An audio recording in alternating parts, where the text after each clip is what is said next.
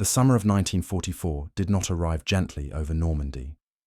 It came weighted with expectation, with the grinding tension of years of planning, and with the unspoken fear that the greatest gamble of the war might fracture under its own complexity.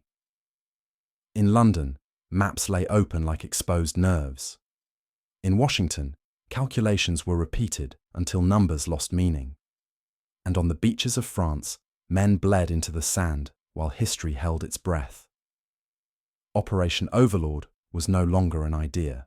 It was alive, chaotic, and already disobeying its creators.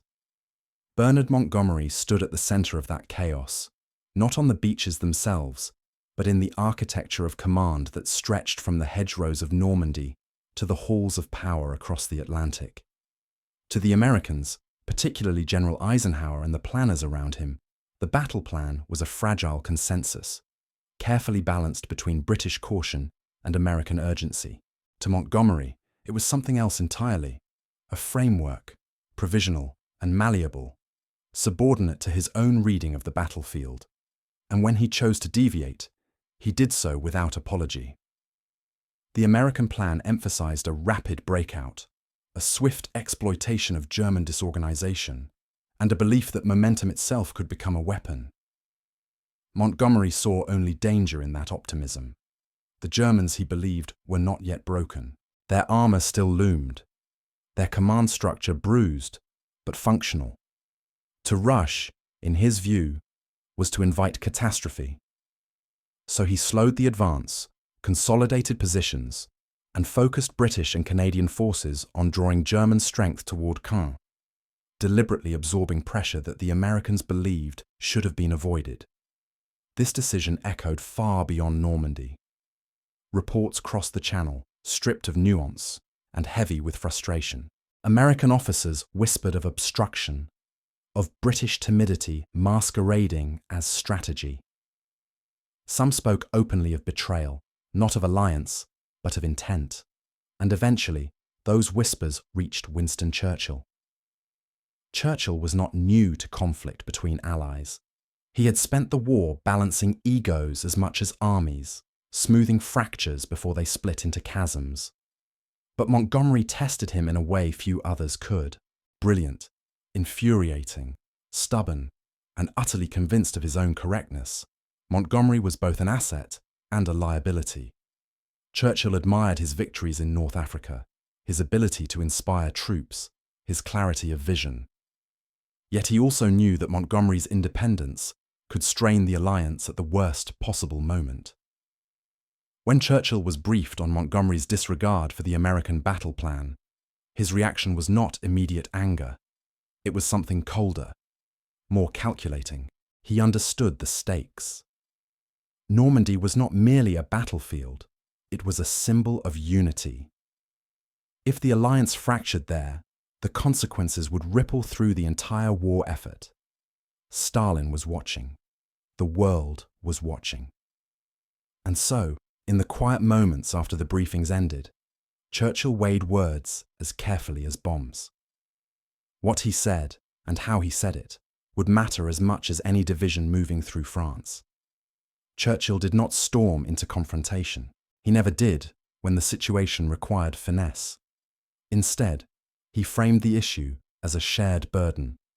He spoke of responsibility, of perception, of the delicate fabric holding the coalition together. To Montgomery, he conveyed neither submission nor outright condemnation. He reminded him that victory in Normandy would not belong to any one nation, nor any one commander. It would belong to the alliance, or it would not come at all. Behind closed doors, however, Churchill's language hardened. He acknowledged American anger as justified, not because Montgomery was necessarily wrong in military terms, but because war at this scale demanded trust as much as tactics. Ignoring the American plan without explanation risked something far more dangerous than German counterattacks. It risked resentment. And resentment, Churchill knew, could poison even the most righteous cause. In Washington, patience thinned. Eisenhower, the great conciliator, found himself pulled between loyalty to Montgomery's experience and the mounting pressure from his own commanders. Churchill sensed that tension like a barometer before a storm. He understood that leadership in this moment meant restraint, not dominance. And so his message, carefully crafted, carried a quiet warning.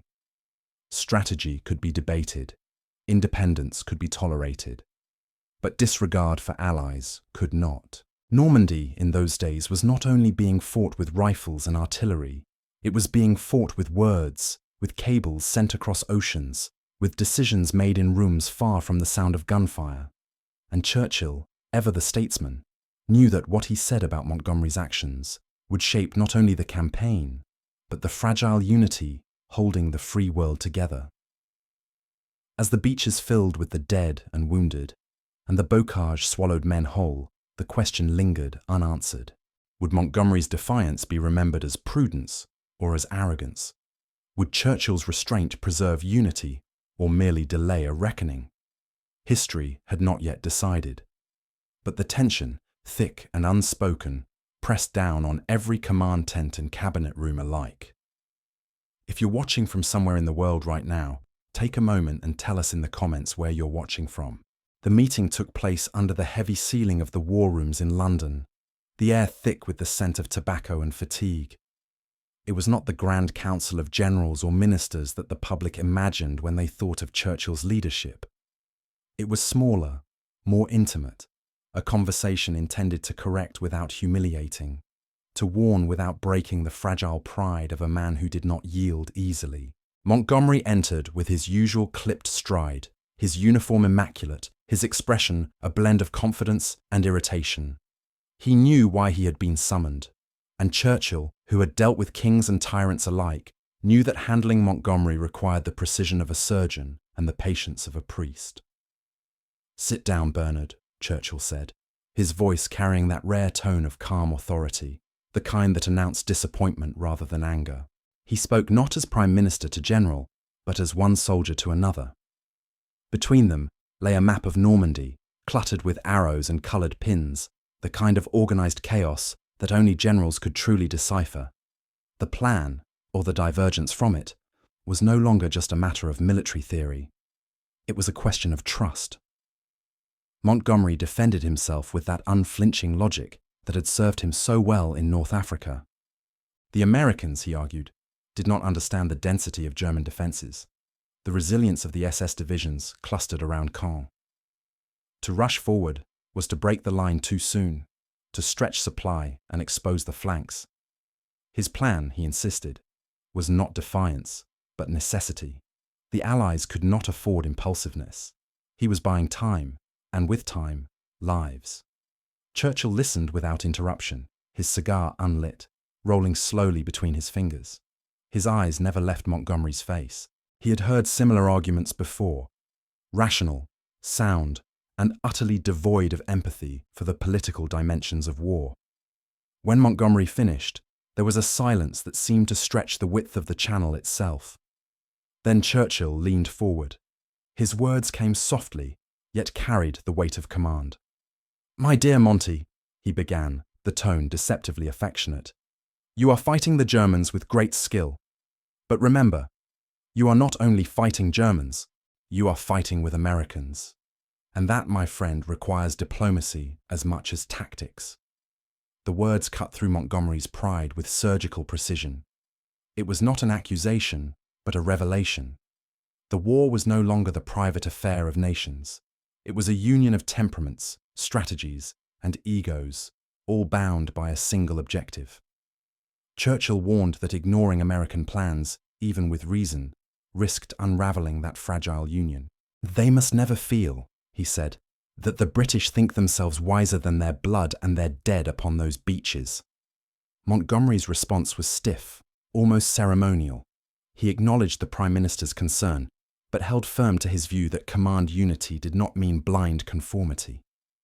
The battle, he reminded Churchill, was not being fought in the corridors of Whitehall, but in the orchards and hedgerows of Normandy, where theory dissolved into blood. Churchill did not argue. He only nodded, knowing the futility of forcing humility upon a man like Montgomery. Yet in private, He confided to his staff that Monty's brilliance was both a blessing and a curse. A sword that cuts the enemy cleanly, but occasionally turns upon the hand that wields it. In the days that followed, Churchill crafted a message to Eisenhower. Carefully worded to soothe without surrendering British dignity, he expressed full confidence in Montgomery's command, while quietly assuring the Americans that their concerns had been heard. It was an act of political artistry, a bridge built from words, sturdy enough to carry the weight of two nations' ambitions. Yet behind that diplomacy, Churchill's frustration grew. He knew that leadership required the capacity to listen, and Montgomery's ears were tuned only to the frequencies of his own conviction. The Americans, bold and impatient, were already planning Operation Cobra, a thunderous breakout to the west that would bypass the British slog around Caen. Churchill feared that if Montgomery's restraint and the American aggression diverged too far, the front itself might fracture. In private moments, Churchill vented his weariness to his closest advisers. "We are yoked to giants," he muttered one night, "and each pulls in his own direction. The miracle is not that we move forward at all, but that we do not tear the harness apart." Still, the Prime Minister remained the steady centre of the storm. His words, both in public and private, worked like invisible stitches holding the alliance together. He refused to let ego destroy what blood had built. And even as Montgomery ignored the echo of his warning, Churchill's instinct told him that the true battle, the battle to preserve unity, was only beginning.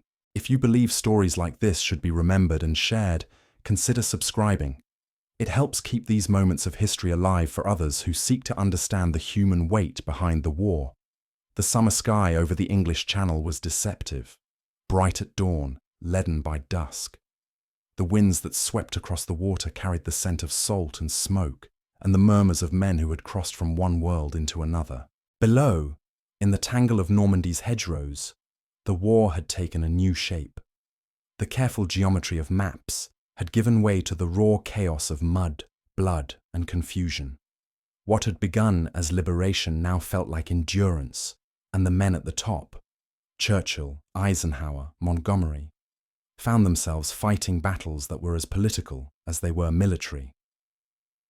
By mid-July, the stalemate around Caen had become unbearable. The British and Canadians, under Montgomery's command, were locked in brutal combat with the German panzer divisions. Every mile gained seemed purchased with weeks of struggle. The Americans, to the west, watched with growing impatience. Their own lines, pressed against the bocage country, yearned to burst free into open ground. But their plans for breakout, the grand maneuver that was supposed to envelop the German army, remained shackled to the timing of Montgomery's advance. Tension thickened like the Normandy fog. Reports from the front were filtered through layers of optimism, each side emphasizing its own endurance, while quietly measuring the other's progress. In Washington, newspapers began whispering about British caution. In London, Churchill read those headlines with a tightening jaw. The war, he knew, could survive temporary setbacks. What it could not endure was the erosion of faith between allies. One evening, in a candle-lit meeting room deep beneath Whitehall, Churchill sat with his chiefs of staff, the map of France spread before them like a wound. The candles flickered on his face, carving deep shadows into his eyes. "They think Monty's lost his nerve," he said quietly, his voice barely rising above the hum of distant machinery. "And the Americans, God bless them, have the temperament of thunder. They want to strike, not wait." General Brooke, his loyal chief of the Imperial General Staff, shifted uncomfortably. He knew what Churchill was truly asking, whether Montgomery's caution had crossed the line into obstinacy. Brooke defended his old comrade, arguing that the situation demanded patience. The Germans were not yet spent. Their armour was fighting with the desperation of men who knew retreat meant annihilation. Montgomery's grip, though slow, was methodical, an anvil upon which the Americans might yet hammer out victory. But Churchill was not convinced. He had begun to see the alliance as a delicate symphony, each instrument vital, yet none capable of harmony without a conductor's touch. And Eisenhower, though a man of remarkable diplomacy, was being tested by his own commanders. Patton's restlessness, Bradley's pragmatism, and Montgomery's superiority complex. The situation required more than coordination. It required trust, and trust was wearing thin. Across the Channel, Montgomery sensed the discontent.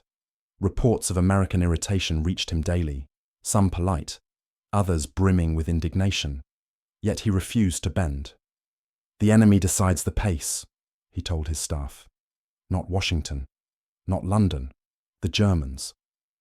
In his tent, surrounded by maps littered with pencil marks and casualty reports, Montgomery seemed a man at once certain and isolated. His faith in his own judgment was absolute, a shield against doubt, but also a wall against empathy. When Churchill visited the front days later, he found Montgomery unshaken. The two men stood amid the churned mud near Bayeux, the air filled with the rumble of distant artillery. Churchill, wrapped in his greatcoat despite the heat, studied the man who had once turned the tide at El Alamein. "Bernard," he said, lighting a cigar that trembled slightly in his fingers, "I have never doubted your courage, but courage alone will not win this war. Coordination will."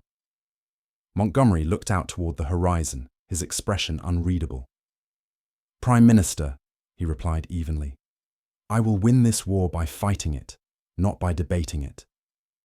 Churchill exhaled smoke slowly, letting the silence stretch between them. In that silence lived the entire tension of the Allied cause. The contrast between the visionary and the executor, the politician and the soldier, the empire in twilight and the nation ascending. Neither man was wrong. Both were indispensable. Yet both were locked in a contest of temperament that mirrored the war itself, brutal, inevitable, and human. By August, the strain had reached breaking point. Operation Cobra, the American plan for a massive armored breakout near St. Lo, was ready to launch. Eisenhower gave the order, weary of delay. The sky filled with bombers, and the ground shook as the US Army tore open the German line. The breakout was spectacular, devastating, decisive. Within days, American forces were racing across France, while Montgomery's divisions still clawed their way through the ruins of Caen. The newspapers rejoiced, the public exhaled, but in Churchill's heart, triumph mingled with unease. The Americans had seized initiative, and with it, a sense of independence. What had been an alliance now threatened to become a rivalry. Churchill, watching the maps transform, murmured to an aide, "We are winning the war, but I wonder if we are losing the partnership." That night, he returned to his diary, where his words carried the ache of a man who understood too much. "Monty's obstinacy may yet yield victory," he wrote, "but at a cost invisible to him, the patience and goodwill of those beside him." The storm had passed over the Channel, but the thunder lingered in the hearts of men who had dared to command it. By the time the dust settled from the American breakout at St. Lo, Europe itself seemed to tremble under the thunder of advancing armies. The Allies were finally moving. Rivers crossed, villages liberated, fields littered with the remnants of retreating German divisions. Yet beneath the roar of triumph, another sound began to rise, the quiet, dangerous hum of resentment. Victory was no longer a single march forward. It was a contest of narratives. Who had made the difference? Who would history remember? And somewhere between London and Paris, Churchill felt the creeping weight of both pride and unease. Montgomery, true to his nature, saw the breakout not as contradiction, but as continuation. It was all part of the plan, he told his subordinates, his tone crisp, his eyes gleaming with unshaken certainty.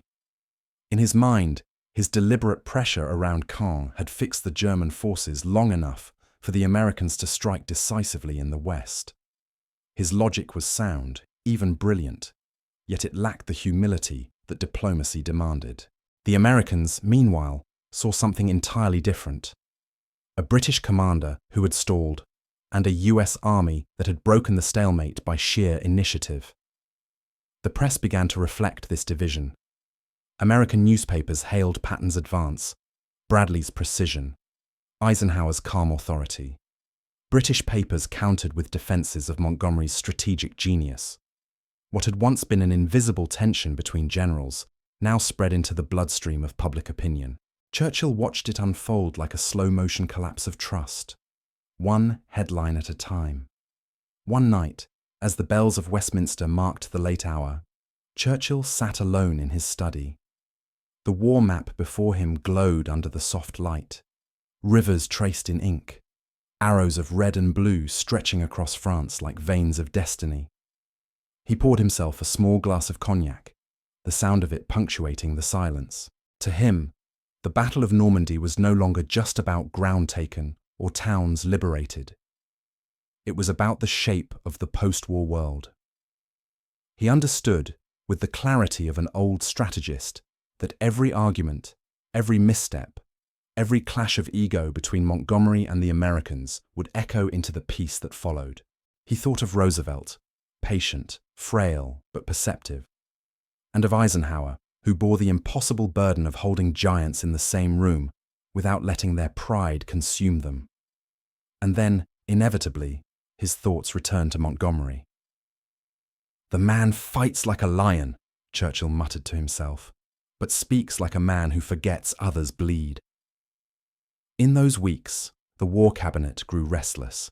Telegrams from Washington hinted at quiet irritation. The American press was already painting Montgomery as outdated, a symbol of British reluctance in the face of American vigour. Churchill knew that perception was more dangerous than truth. It could not be confronted with logic. It had to be countered with grace. So he acted as only Churchill could, with words that blended charm and steel. He wrote to Roosevelt in a tone of fellowship and admiration, emphasizing the unity of purpose that transcended all personal disputes. He praised the Americans' courage in the field, their innovation, their ferocity.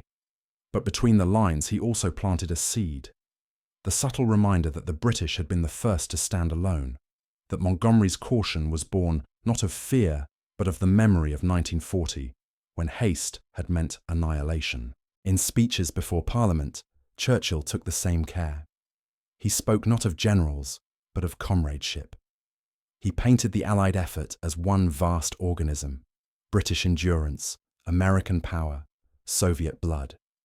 "It is not one nation's victory," he said, his voice resonating through the Commons, "but humanity's refusal to kneel." Those words carried across the Atlantic, calming some, stirring others. Roosevelt, ever the pragmatist, saw the truth in them. Eisenhower, exhausted but diplomatic, let the matter rest. But Montgomery, he simply continued the fight, oblivious to how his own pride had nearly torn the alliance apart. Yet the cracks remained. In private meetings, Churchill's advisers spoke in careful tones about the post-war implications. "The Americans will emerge from this as the new standard-bearers," one warned. Churchill nodded, the glow of his cigar briefly illuminating his weary eyes. "Yes," he said softly, "and we shall be remembered as the last of the torchbearers." He felt the weight of empire in that moment, the realization that Britain, though unbroken, was no longer the axis around which the world turned. The Americans' energy, their industry, their boundless optimism would define what came next. And in that sense, Montgomery's defiance was symbolic of something deeper. Britain's struggle to accept that leadership was shifting westward, that the empire's measured caution no longer dictated the tempo of the world. As the Allies pushed toward Paris, the mood in London brightened publicly, but darkened privately. Churchill smiled for cameras, cheered for liberation, and toasted victories with words that disguised the tremor beneath them. In his heart, he knew the truth. The war would end in triumph, but the balance of power and of pride would never be the same. When a journalist later asked him what he thought of Montgomery's role in Normandy, Churchill answered with a wry smile that hid 1,000 frustrations. "Monty," he said, "is indomitable in victory, intolerable in success, and indispensable in war." The room laughed, as he intended, but his eyes did not. The echo of that remark lingered long after the laughter faded, not just as a quip, but as a quiet verdict on a man, an alliance, and an empire that had all wrestled with each other in the crucible of a single summer. Paris fell in August. Crowds flooded the boulevards in euphoria, their cheers echoing like thunder through the ruins. Flags unfurled, kisses were stolen, tears washed away years of occupation. The world saw liberation. Churchill saw complexity. For him, victory was never simple. Each triumph was laced with calculation, each photograph a piece in the mosaic of power. As the French tricolour rose once more above the city, Churchill's gaze shifted from the celebration to the shadows, to the negotiations, the egos, the shifting tides that followed victory as surely as dusk follows day. In those first weeks after the liberation of Paris, the Allied command moved with both speed and suspicion. The euphoria of success could not conceal the fractures beneath. Montgomery was preparing his next great offensive, Operation Market Garden, a daring thrust into the Netherlands that he believed could end the war by Christmas. The Americans, still basking in the glow of their breakout, were skeptical. Eisenhower, weary of disputes but too diplomatic to show it, approved the plan in the spirit of unity. Churchill, from his office in London, sensed the danger. He admired audacity. He always had. But audacity untempered by humility frightened him. He had seen what overconfidence could do to men and nations alike. Market Garden, with its airborne drops and slender supply lines, felt to him like a coin tossed into a storm. Yet he also understood that denying Montgomery the chance to reclaim his stature within the alliance might damage something even more vital than the campaign. British morale, the sense that they still mattered, that the nation still commanded destiny rather than obeyed it. So he supported the plan, publicly and eloquently, but privately he fretted. "Monty believes he is leaping toward Berlin," he told his private secretary. "But I fear he leaps into history's judgment." The operation began with soaring optimism. Paratroopers descending like angels over Dutch fields, columns of tanks pushing north with roaring confidence. For a moment, the alliance seemed to breathe together again, united by the shared illusion of inevitability. But the Germans, far from beaten, rallied with ferocious precision. Arnhem, the linchpin of Montgomery's plan, became a graveyard of ambition. British airborne troops fought with breathtaking courage, holding out against impossible odds, while relief columns struggled through relentless fire.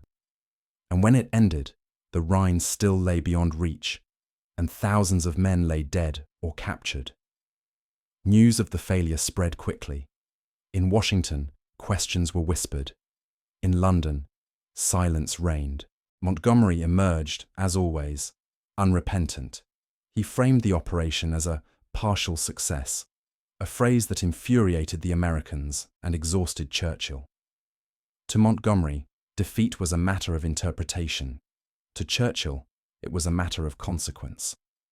And yet, once again, the Prime Minister found himself performing the same delicate dance, defending the general in public, chastising him in private, shielding the alliance from the corrosive power of pride. In one of his darker moods, Churchill confided to his wife, Clementine, that he felt as though he were the keeper of a great and quarrelsome family. He loved his allies, even when they exasperated him. He admired the Americans' drive, their fearless optimism, their belief that every problem had a solution, but he also feared their impatience, their inability to understand that Europe's wounds ran deeper than maps could show. To them, victory was a matter of logistics and bravery. To him, it was a matter of endurance and memory. Churchill's own endurance was wearing thin. The nights were long, filled with reports of bombings, supply shortages, and endless debates between generals. He was 70, his body failing, his heart strained by years of pressure. Yet each morning, he summoned the same fire, wrapping himself in rhetoric and defiance. The world needed to see confidence, not fatigue, and so he gave it to them. In speeches, in cigars, in the familiar growl of determination. When questioned by Parliament about the outcome of Market Garden, Churchill delivered one of his most masterful performances. "We do not measure valor by victory alone," he said, his voice resonating through the chamber. "There are moments when failure itself bears the mark of glory, when men who fall have still advanced the cause of freedom." The words were poetry, but behind them lingered exhaustion and fear that the alliance might not survive another disappointment. Eisenhower, far from the public's gaze, wrote Churchill a letter expressing both gratitude and concern. "We are bound together by purpose," he said, "but purpose alone will not prevent misunderstanding." Churchill read it twice, then folded it carefully. He understood the message. The alliance, so meticulously built through years of shared struggle, was a living thing, sustained not by treaties or victories, but by the faith that each nation placed in the other, and faith, he knew, could wither under the weight of ego. That night, as he stood by the window of number 10, watching the blackout curtains stir in the wind, Churchill whispered a line from one of his early speeches. "In victory, magnanimity," he said it softly, as if reminding himself that leadership in triumph was harder than leadership in despair. The rain tapped against the glass, like a slow metronome counting down the war's final movements. He wondered whether, when the guns finally fell silent, the bond between Britain and America would endure, or whether the echoes of Normandy, the arguments, the pride, the words unspoken between himself and Montgomery would live on long after the battlefields were quiet. Winter came early to Europe that year, grey and unforgiving. The forests of the Ardennes filled with the rumble of hidden engines and the breath of waiting men. What should have been the final march toward Berlin turned suddenly, shockingly, into crisis. The German counterattack in December, the Battle of the Bulge, shattered the illusion that the enemy was finished. The snow itself seemed to turn hostile, burying tanks and men alike beneath a merciless white silence. For Churchill, the message that arrived from the front was more than a strategic shock. It was a test of unity and a test of faith in men who had already begun to drift apart. Eisenhower moved swiftly, pulling reserves west to seal the breach. American forces, caught by surprise, fought with astonishing tenacity amid the cold and confusion. Yet in London, the political aftershocks began even before the military ones subsided. Churchill summoned his war cabinet, his voice as sharp as the frost outside. "This is the hour," he said, "when alliances prove their mettle. The Germans have staked their last throw, and we must answer not as nations, but as one." But unity was harder now. Montgomery, called upon to take temporary command of the Northern Front, approached the situation with his usual formality, precise, methodical, and fatally lacking in tact. His public statements after the battle's turning point, crediting British coordination for the stabilization of the front, infuriated the Americans. To many in Washington, it was as though he had stolen the valor of men who had frozen and died to hold Bastogne. Churchill saw the backlash coming before the ink dried on the newspapers. Letters of protest flooded in from American officials, demanding clarification, apology, acknowledgement. The Prime Minister's reaction was weary but deliberate. He understood the fragility of victory, how pride, more than failure, could destroy the alliance at its zenith.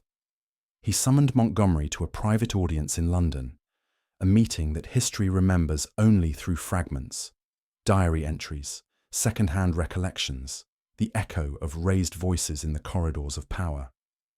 Churchill began softly, speaking not as a superior, but as a man addressing another who had lost sight of proportion. "Bernard," he said, "in war, modesty is not merely a virtue, it is a weapon. It disarms the resentment of others before it takes aim at you." Montgomery bristled, his thin patience tested. He believed he had been right, both in strategy and in truth. His actions had indeed helped stabilize the front, but Churchill pressed harder, his voice tightening. "You may win battles, but I must win peace. And peace, my dear Monty, will not be won with such careless words." For a long time, Montgomery said nothing.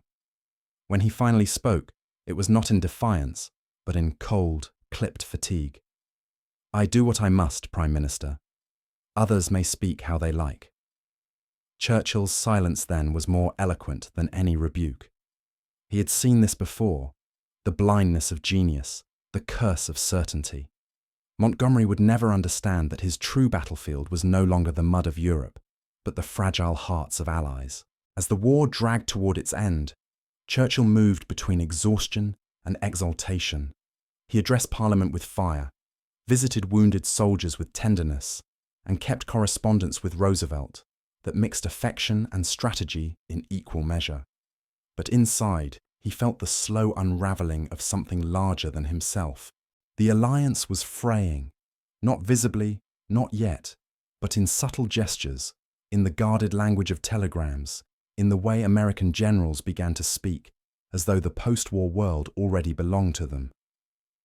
When Roosevelt died in April, Churchill felt a genuine grief, not only for the man, but for the age that was dying with him. He travelled to the United States for the funeral, standing beside the new president, Harry Truman, his body heavy with the knowledge that a chapter had ended. The partnership that had carried the world through fire now rested on uncertain ground. He thought of Normandy, of that early fracture when Montgomery ignored the American plan, of his own efforts to patch the wound before it festered. It had seemed at the time an isolated conflict of pride. But now, in hindsight, Churchill saw it for what it was, the seed of a deeper divide between empires and ideals, between the measured caution of an old world and the boundless urgency of a new one. When Germany finally collapsed, when Berlin burned and the world exhaled, Churchill stood not in triumph but in reflection. In the streets of London, crowds cheered, fireworks pierced the smoky sky, and strangers embraced beneath the shattered spires. Yet for him, victory carried the taste of ash and inevitability. He had guided Britain through its darkest hour, only to glimpse in the light of victory the outline of decline. In a quiet moment on VE Day, after the cheers had faded and the documents of surrender lay signed, Churchill retired to his office. He stared at the empty glasses on the table, the half-burned cigar between his fingers, the silence pressing down. He thought of Roosevelt, of Eisenhower, of Montgomery, of the great machinery of alliance that had won the war, and of how much of himself he had poured into keeping it alive. History, he murmured to the empty room, is written not by the victors, but by those who remember the price of victory. Outside, London roared with joy, unaware of the quiet reckoning in the heart of the man who had carried its burdens longer than anyone. The war ended not with a single sound, but with a long exhalation, the fading rumble of guns, the stillness that followed decades of noise. Across Europe, cities breathed again, their ruins glowing in the first uneasy light of peace. The victors stood upon the ashes, trying to understand what they had built and what they had broken. For Churchill, the silence after victory was the most haunting sound of all. It was the sound of history shifting beneath his feet. He returned to London as both hero and relic. The crowds that once gathered to hear his defiant speeches now cheered him as the man who had won the war. Yet Churchill felt, even amid the applause, a strange emptiness. The speeches that had stirred nations now echoed into the void of Reconstruction. The voice that had thundered against tyranny now struggled to find purpose in peace. And in that peace, the shadow of Montgomery, of Normandy, of Market Garden, of all their triumphs and quarrels, lingered like an unspoken truth. When Churchill and Montgomery met again after the war, it was not in anger, but in the muted light of old comrades who had seen too much. The conversation was polite, deliberate, stripped of the energy that had once crackled between them. Churchill praised Montgomery's leadership, his precision, his resolve. Montgomery, in turn, spoke respectfully of Churchill's courage and vision. But between their words lay the ghost of 1944. That moment when Montgomery had defied the American plan, when Churchill's careful diplomacy had prevented the alliance from splintering. They both knew what it had cost. Not merely tension, but trust. Churchill's memory of that moment, of the private fury he never showed, of the delicate restraint that had preserved unity, remained vivid until his last days. He once remarked, in a tone half weary, half wistful, "The test of a great partnership is not agreement, but endurance." He had endured Montgomery's obstinacy, Roosevelt's persuasion, Stalin's suspicion, and the restless energy of the Americans, who would soon inherit the world. And though history would crown him as the man who saved civilization, he knew that his greatest achievement had been something quieter, keeping pride from destroying purpose.